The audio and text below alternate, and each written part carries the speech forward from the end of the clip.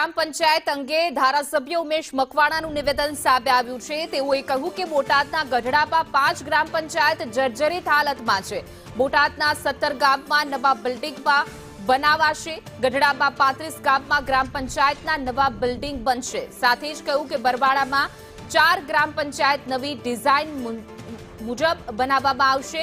રાણપુરમાં પણ 12 ગ્રામ પંચાયત ઘર બનાવવામાં આવશે।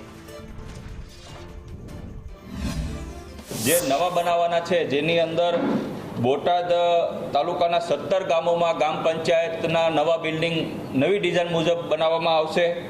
ગઢડા તાલુકામાં 35 ગામોમાં નવી ડિઝાઇન મુજબ ગ્રામ પંચાયતની બિલ્ડિંગ બનાવવામાં આવશે। બરવાડામાં 4 ગ્રામ પંચાયતની નવી ડિઝાઇન મુજબ બનાવવામાં આવશે અને રાણપુરમાં 12 પંચાયત ઘર બનાવવામાં આવશે। એટલે કે બોટાદ જિલ્લાની અંદર કુલ 68 ગ્રામ પંચાયતના બિલ્ડિંગ નવી ડિઝાઇન મુજબ બનાવવામાં આવશે અને કુલ ખર્ચ 6,14,82,876 રૂપિયાના ખર્ચે આ બિલ્ડિંગો બનાવવામાં આવશે। તો હવે વાત